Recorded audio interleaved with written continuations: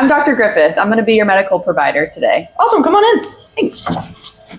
If you people don't like when they smile and do that, you can get it in the depressor angularis oris, which pulls the corners of your mouth down. So I actually did it on myself recently to relax the corners of my mouth up, because I'm always doing a grumpy cat face. Oh yeah, I have that a bit too. A lot of people will do it in their masseters as well for TMJ or clenching at night. Or some people just don't like how hypertrophied they are and they'll have really wide face. They'll do it for cosmetic facial slimming, because it just weakens it. You can still chew and everything.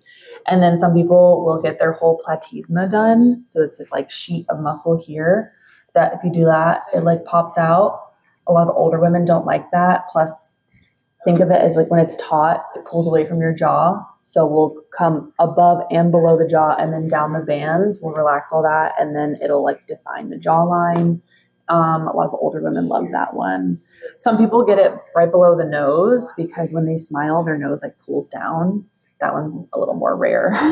But most people will just get it glabella, forehead, and then if they don't like their crow's feet, they'll get it around the eyes as well.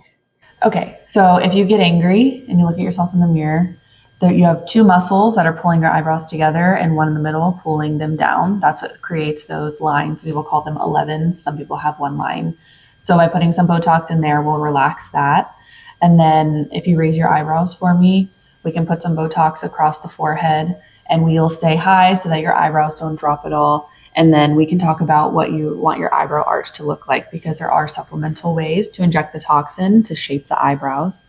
And if you smile really hard or squint, you'll see on the sides of your eyes, those are the crow's feet that you were saying you didn't love, will basically kind of come around the outer periphery of those and put a little bit of units there to just relax. So you'll still be able to smile and make expressions. It'll just be a little softened.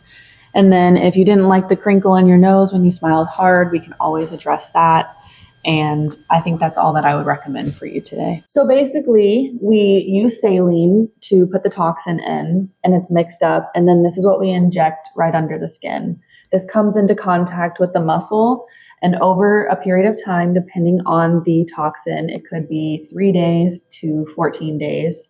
Your muscle will slowly start to relax. So put simply, the neurotoxin is injected under the skin. It travels to the nerve terminal, and it blocks the actual messengers that are sent down the nerve terminal to tell your muscle to move. And so over time, this will subside and you'll get movement back. So Botox is not permanent. People typically need it every 3 to 5 months. So it's a little less scary that we're not permanently paralyzing your muscles.